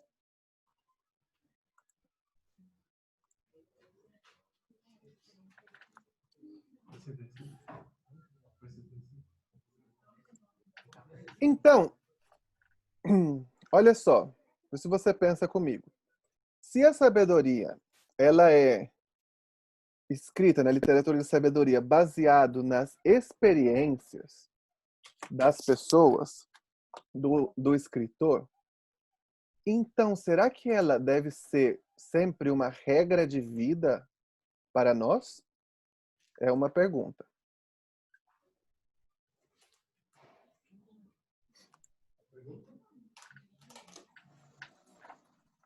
Qual que é a pergunta? Se a literatura de sabedoria ela foi escrita com base na experiência de pessoas, ela deve ser sempre uma regra de vida para nós? Pode ser. Será? Alguém aí me comenta, o que você acha? Deu certo com umas, talvez com outras, não vai ser do mesmo jeito, da mesma forma. Eu não escutei muito bem, ficou bem baixinho essa última pessoa que falou. Eu disse que porque talvez o que foi bom para algumas e eficazes para algumas pessoas, não vai ser da mesma forma para outras. Uhum. Agora pensa comigo, tem muito sentido o que você fala. Se foi bom para alguma pessoa, se deu certo, não quer dizer que vai ser bem para outra também. Então, tem coisas na Bíblia que não são uma regra geral de conduta. Ou eu poderia ainda dizer que tem coisas na Bíblia que não são verdade, porque se ele escreveu lá, né, vamos dar um exemplo. Ensina a criança no caminho em que deve andar, e ainda quando for velho não se desviará dele. Escreveu isso, né? Aí é um dos provérbios. Mas tem gente que vai ensinar a criança no caminho que deve andar e não vai se desviar. Mas tem gente que vai ensinar e a criança vai se desviar. Então o que a Bíblia diz não é verdade. O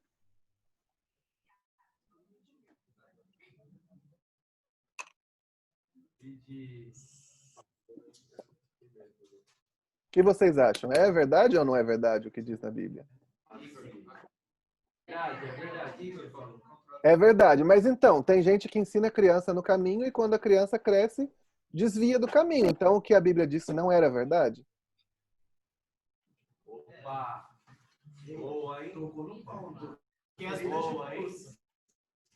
Aí enrolou, né? Ficou difícil agora. Não alteram o que Mas, por exemplo, isso aí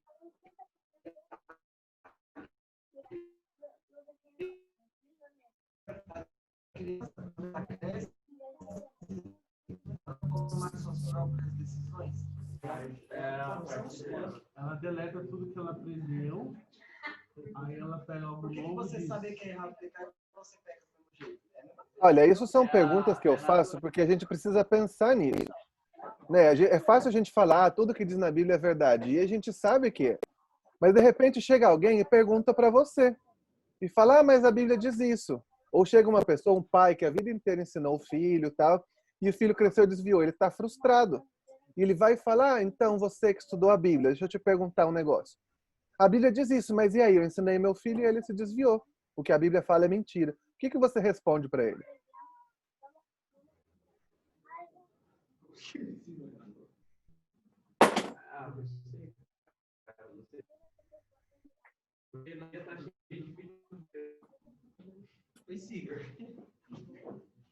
tá revoltado, tá bravo, né?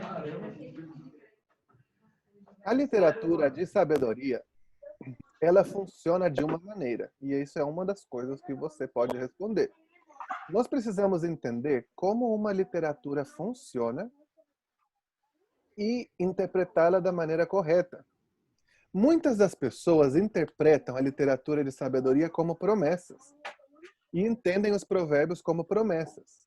Mas, preste atenção, os provérbios não são promessas, são conselhos sábios. Mas não significa que seja uma regra geral que se aplica a toda pessoa e a toda circunstância.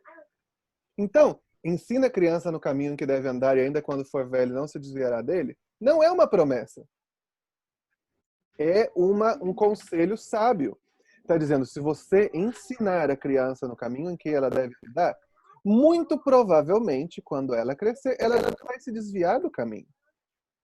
E não se refere somente a ensinar o caminho da igreja evangélica, se refere a ensinar o caminho a, né, ser uma pessoa honesta, a pagar os seus impostos, a não ter vícios. Se refere a ensino geral, não somente a ensino de ficar crente a vida inteira. Então, nós precisamos entender isso. Não é uma promessa, porque às vezes a gente entende isso e a gente se frustra. E fala sobre generosidade também. Provérbios fala muito sobre o dinheiro. Se você for generoso, Deus vai te recompensar, e abundância e tal. Aí eu dou no meu coração esperando que Deus vai me dar o dobro. Tem igreja que ensina isso, prega. E eu dei, e pode ser que uma vez eu recebi, ou não, talvez não o dobro, mas recebi também de Deus de volta pela minha generosidade. E outra vez eu dei e não recebi nada. E eu vou falar, então Deus está mentindo. Então a Bíblia mente. Eu preciso entender, não é uma promessa. Não quer dizer que sempre é assim. Especialmente o livro de Provérbios, ele dá uma perspectiva da vida e vários conselhos sábios de como você deve agir. Mas ele não é um livro de promessas, não é? Se você fizer isso, com certeza vai acontecer isso. Não. É um convite a viver uma vida de sabedoria e você vai, né, ver muitas coisas boas acontecerem.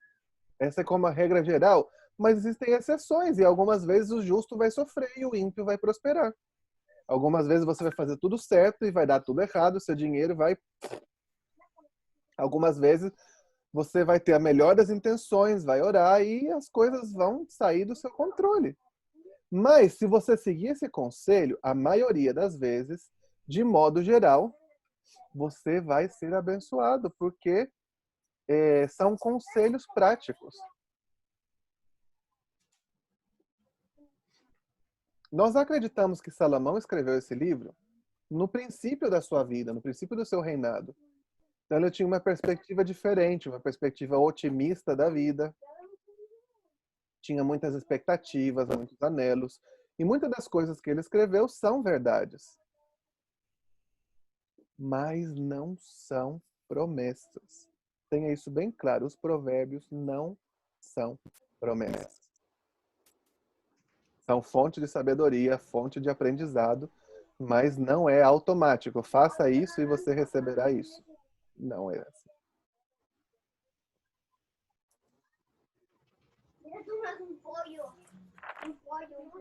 Segundo a Bíblia e o conceito hebraico de sabedoria, sabedoria é a habilidade de fazer boas escolhas da vida.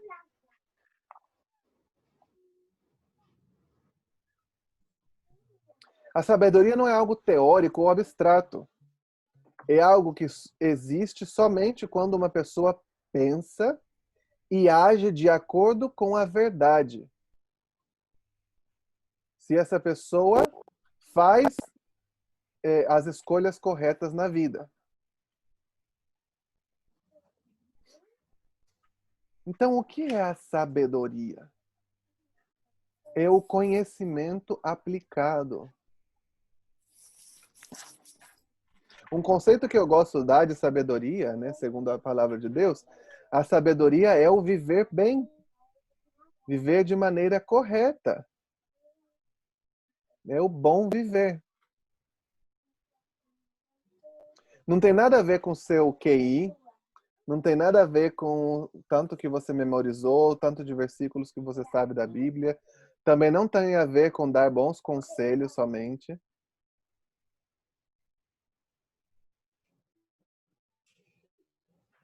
No sentido bíblico, a sabedoria é a orientação de Deus e tomar as decisões corretas de acordo com a orientação de Deus. Essa pessoa é chamada de sábia.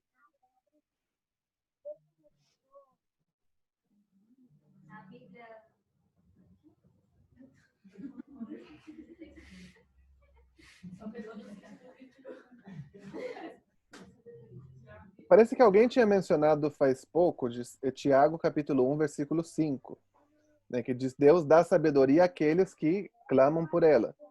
Não significa que Deus vai fazer você mais esperto, mais inteligente. Significa que Ele vai te ajudar a tomar melhores decisões na sua vida, a tomar decisões mais sábias, decisões mais piedosas, decisões que têm a ver de acordo ao seu caráter.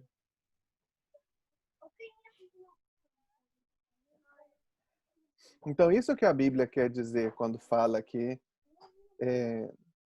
pede qualquer um sabedoria e Deus vai te dar.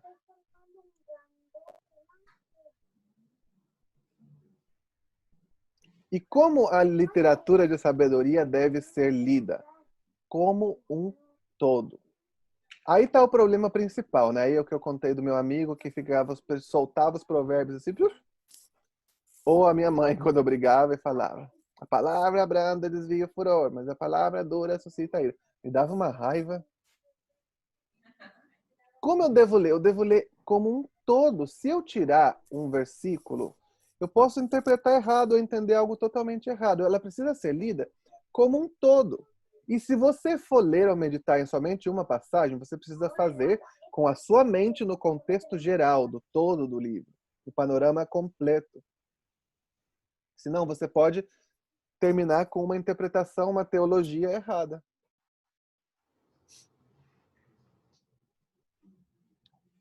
Os provérbios, especialmente, é uma literatura de sabedoria que aplica a verdade através de generalizações em forma de máximas. Você sabe o que é uma máxima, né? É como uma frase, não sei como explicar o que é uma máxima. Todo mundo sabe. Todo mundo sabe Então, que é máximo. o livro de Provérbios são máximas, é a aplicação da verdade de uma maneira generalizada. Se uma pessoa é justa nos seus negócios, no seu trabalho, no seu empreendimento, ela paga as suas contas em dia, ela faz todas as coisas de maneira correta, ela paga os impostos, ela paga bem os funcionários, ela é generosa, ela não faz coisas erradas, ela é prudente nas decisões que ela toma. Você acha que essa pessoa vai prosperar? Sim. Muito provavelmente sim. Essa é a generalização do livro de Provérbios. Essa pessoa que faz as coisas certas, a pessoa que é justa, que faz as coisas bem com relação às finanças, vai prosperar. Mas, de repente, essa pessoa fez tudo bem, ela tem uma plantação de alguma coisa e veio uma praga de gafanhoto e comeu toda a plantação dela e ela ficou em ruínas. Quebrou, bancarrota. E aí, significa que a Bíblia é mentira? Não. Simplesmente era uma generalização. E algumas vezes há exceções. Agora, se uma pessoa ela é desonesta, ela rouba, ela não paga os impostos em dia, ela faz negócios super imprudentes, ela não paga bem os seus funcionários, ele não oferece produtos de qualidade. Você acha que essa pessoa vai prosperar?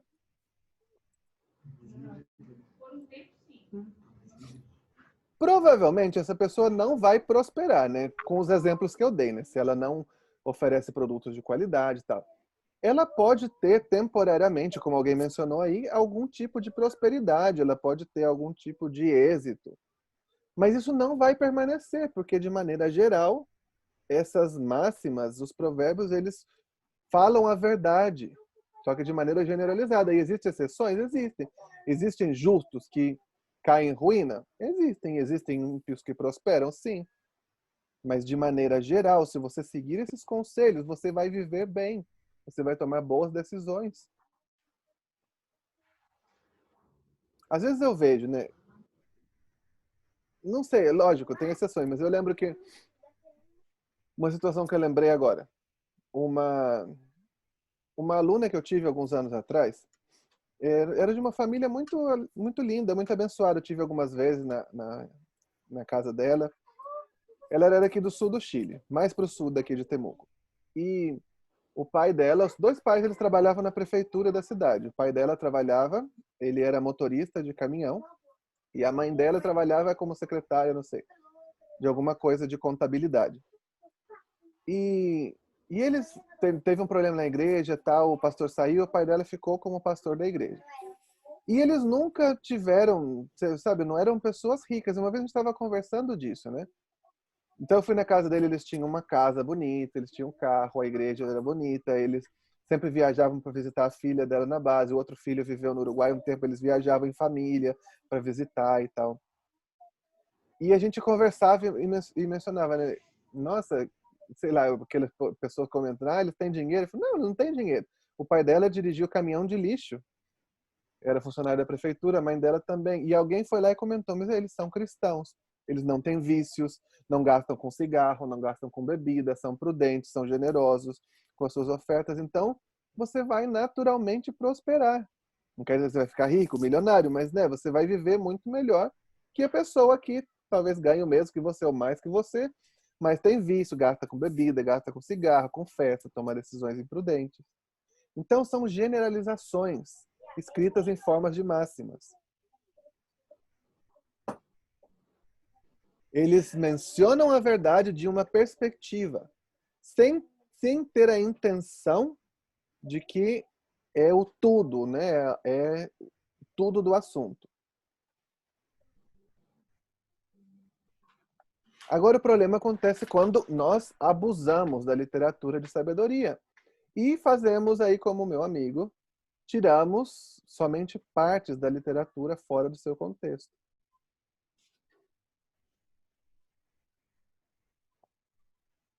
Ou mal entendemos os termos, as categorias, o estilo literário.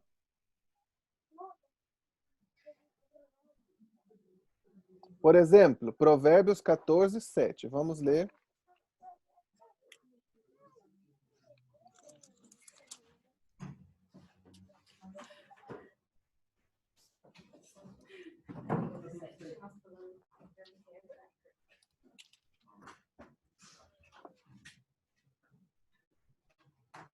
Provérbios 14, 7. Foge da presença do homem insensato, porque nele não divisarás lábios de conhecimento. E a gente lê, e o livro de Provérbios muitas vezes fala do insensato. Agora, o que significa insensato? Para você, o que vocês acham aí que significa insensato?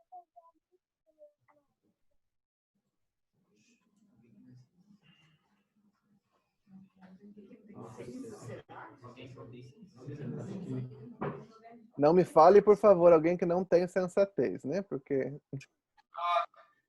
Alguém que tem algum tipo de conhecimento, mas não segue. Uhum. Essa seria realmente a interpretação correta de acordo ao contexto hebraico, né? Alguém que é o contraste, né, entre o sábio e o insensato. Outras versões dizem tolo. E às vezes a gente é muito difícil, o tradutor tem um trabalho muito difícil para você pegar e escolher a melhor palavra e tal, mas qual é o conceito, né, de tolo? Outras versões dizem nécio. A gente pensa, tolo, é um bobo. E a gente lê e interpreta errado. O que é? É aquele que escuta a verdade, que sabe a verdade, mas ele não segue, ele faz o que está no seu coração. Então esse é o conceito. Se eu não entendo isso, eu vou ler de maneira errada. E vou perder o argumento. Então esses são os problemas da literatura de sabedoria. Você isolar uma parte. Outro versículo muito, né, conhecido. A gente vai falar sobre isso amanhã, mas eu quero dar um exemplo para vocês agora. Eclesiastes capítulo 3. Há tempo para tudo. Tempo para nascer, tempo para morrer, tempo para abraçar e tempo para parar de abraçar. Aí a gente pega esse texto e usa para ser crente fatalista. Né? Aconteceu, eu tinha um plano, não deu certo, né? Aconteceu pandemia do coronavírus, deu tudo errado. Não era a vontade de Deus. Não era. Deus não queria. E a gente vira crente fatalista, né?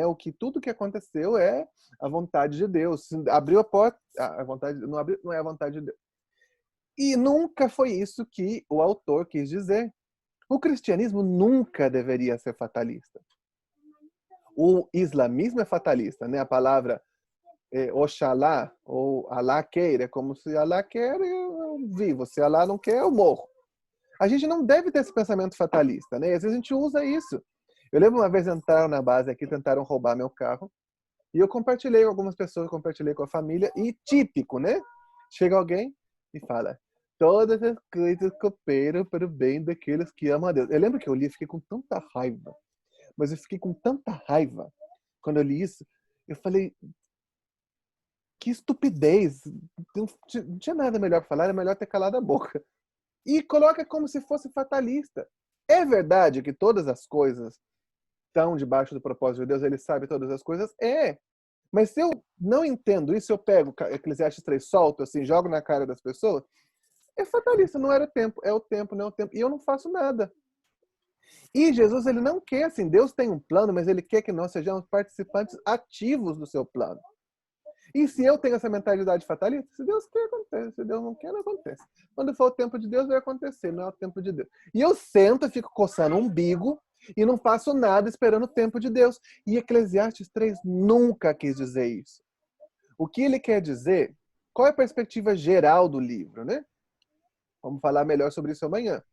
Mas o que ele quer dizer nesse capítulo é ciclos. Existem tempos que se cumprem. Uma coisa começa, cumpre o seu propósito e ela termina. Não quer dizer senta e fica esperando o mundo acabar em barranco para morrer encostado. Não é isso que ele quer dizer. Então, a gente precisa entender, não tire algo do seu contexto. Tenha em mente o contexto geral. Ou Cantares, para que falar dos erros que tem com o livro de Cantares, né? Adoro falar de Cantares, vamos falar amanhã. Prepare o seu coração. Brincadeira. Então, o propósito da literatura de sabedoria é viver de maneira exitosa, de uma maneira responsável. Alguém aí tinha uma pergunta? Você está ouvindo? Pode vir aqui. Você está Mas ouvindo? se você falar de perto, eu escuto melhor. Ok, é o seguinte, você estava falando que a gente não pode interpretar um versículo isolado, né? Uhum. Que provérbios parece que são versículos, são provérbios isolados. Quando você lê um provérbios, aí você lê o outro, parece que uma coisa não tem nada a ver com a outra. Como é que eu tiro um provérbios e analiso ou faço uma interpretação se ele não me dá, assim, dentro do texto, do que ele está falando? Porque, às vezes, ele pode estar dando um provérbio falando sobre a mulher rixosa, e depois ele vai e fala sobre o tempo, depois ele vai e fala sobre outra coisa. Então, como é que eu vou não fazer isso, né? Isolar um versículo que, se eles parecem que eles estão lá de forma isolada.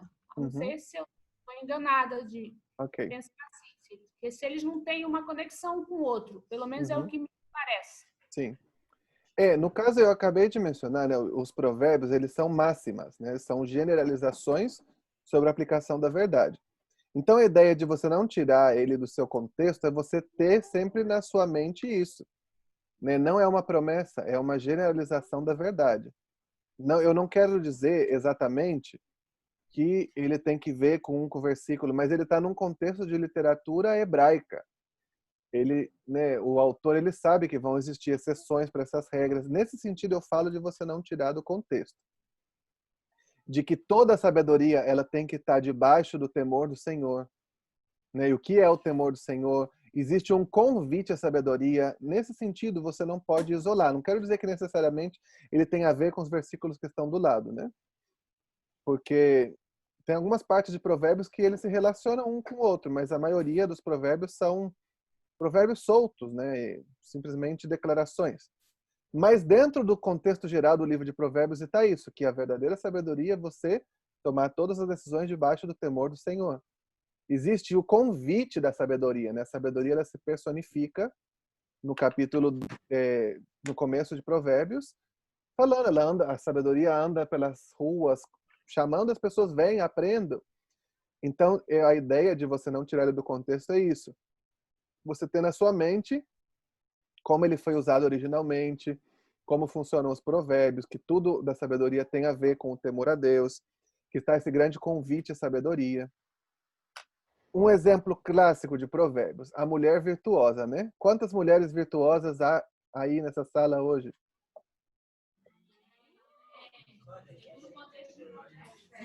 Só minha mãe. Parece que não estão com muita convicção que são virtuosas, hein? Eu não senti muita firmeza, não. A gente lê Provérbios 31, né? Eu lembro que uma escola de estudos bíblicos que eu trabalhei, tinha uma aluna, era uma brasileira, uma acriana, ela era muito engraçada, né? E ela leu Provérbios, quando a gente estudou Provérbios, ela ficou butina de raiva, que ela falou, nossa, mas o que é isso, essa mulher virtuosa? Ela lava, passa, cozinha sem reclamar. Ela falou, né? Resumo de Provérbios 31, a mulher virtuosa, lava, passa, cozinha, dá banho nos filhos, limpa a casa e não fala nada. É isso que ele quer dizer? O que ele quer dizer, né? A gente tem que entender isso. No começo de Provérbios, tem a personificação da sabedoria como uma mulher. E no último capítulo de Provérbios, eles escolhem colocar a imagem da mulher sábia. E não quer, entenda, nesse contexto, o que fala dessa mulher? Não fala somente que ela cuida dos filhos e limpa a casa. Fala, né? Ela faz negócios, ela vende lã, ela faz comércio com outras pessoas, ela cuida do marido. Então, ele faz essa ilustração de uma mulher que em todas as áreas da sua vida, em todas as esferas de influência, que uma mulher deste tempo podia tomar boas decisões, essa mulher virtuosa é alguém que toma boas decisões.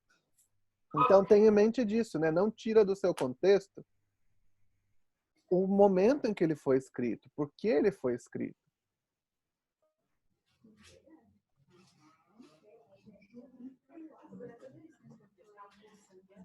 Falando bastante, né, de sabedoria, e Provérbios 1:7 diz: o temor do Senhor é o princípio da sabedoria. O que é o temor do Senhor? Vamos ver também o que nós pensamos sobre isso? Eu mandei o link também aí para a Raíssa. Um segundo link. Se você puder aí responder, igual da outra vez. Não coloque o seu nome, tá? Só coloque a resposta. Para você, o que é o temor do Senhor? Sou do sul de Minas, então eu falo temor do Senhor.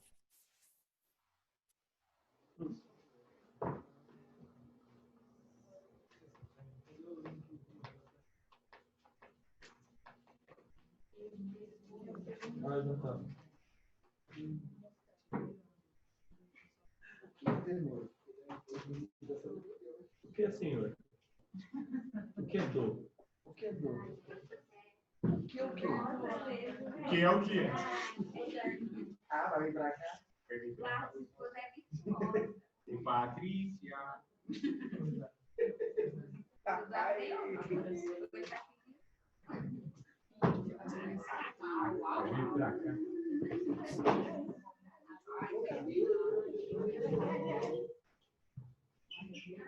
Obedecer, aborrecer o mal. Meia hora, só para falar duas palavras. Eduardo! Olha a mulher virtuosa aí.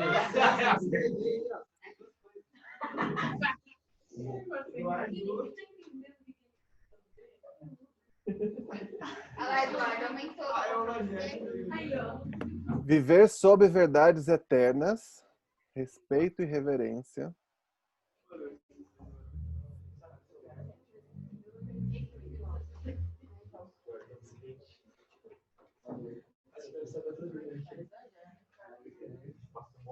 Nossa, é verdade. Reverência, obedecer, o princípio da sabedoria, respeito e honra, desejar agradar a Deus. Ó, escreveu Deus com letra minúscula, blasfêmia. Ah, brincadeira. Aí, galera, vou escrever o negócio. Honrar o seu nome.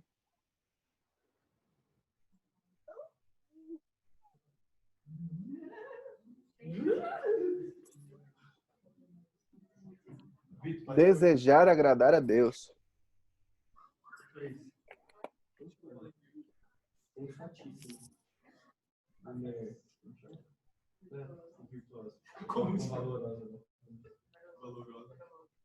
Ninguém colocou que é medo.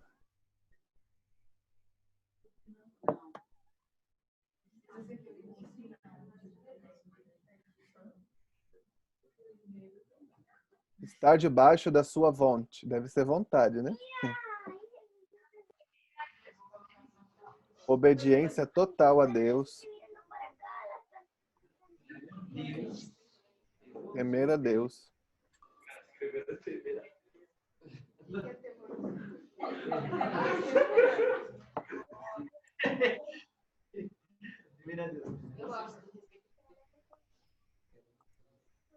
Aqui a gente tem bastantes definições, né? Então, desejar agradar a Deus, obedecer, se submeter. Eu vou...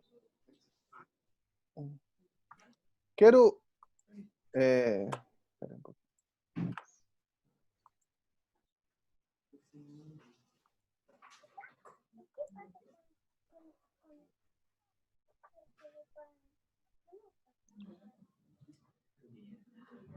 Eu quero compartilhar aqui com vocês o que é o temor do Senhor, segundo a Bíblia.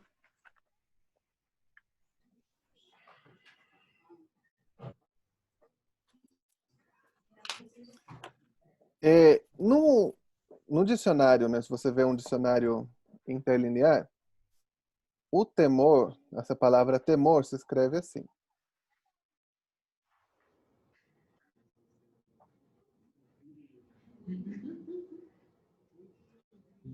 Dirá.